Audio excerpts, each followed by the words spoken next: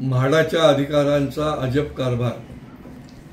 वर्तकनगर, शिवाजीनगर, महाराष्ट्र नगर या ठिकाणी म्हाडाच्या शेकडो इमारती आहेत आणि बैठ्या देखील चाळी आहेत। 21 वर्षानंतर त्यांना पाण्याची आणि बाकीच्या टॅक्सेसची बिलं आलेली आहेत आणि ती किती आहेत तर करोडोने आहेत आणि त्याच्यामुळे लोकांची झोप उडालेली आहे। महापालिकेचं पाणी बिल ही मंडळी भरते आहे, परंतु म्हाडाने याच्यावर आणखीन एक ही कर जो आहे तो 21 वर्षाचा एकत्रित प्लस इंटरेस्ट असं इमारतीला लाखो रुपयाचं बिल हे प्रत्येक इमारतीला आहे। काही इमारतींना तर कोट्यावधी रुपयाचं बिल आहे, त्याच्यावर इंटरेस्ट पण आहे।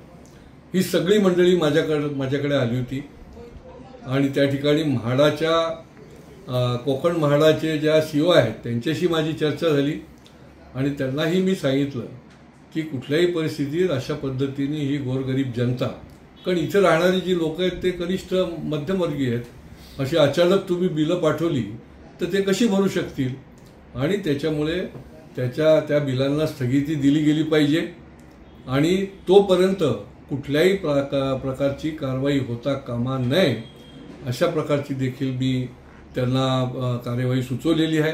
लवकरच आम्ही माननीय मुख्यमंत्री यांचीही भेट घेऊन याला स्थगिती मिळण्याच्या दृष्टीने देखील आम्ही प्रयत्न करणार आहोत।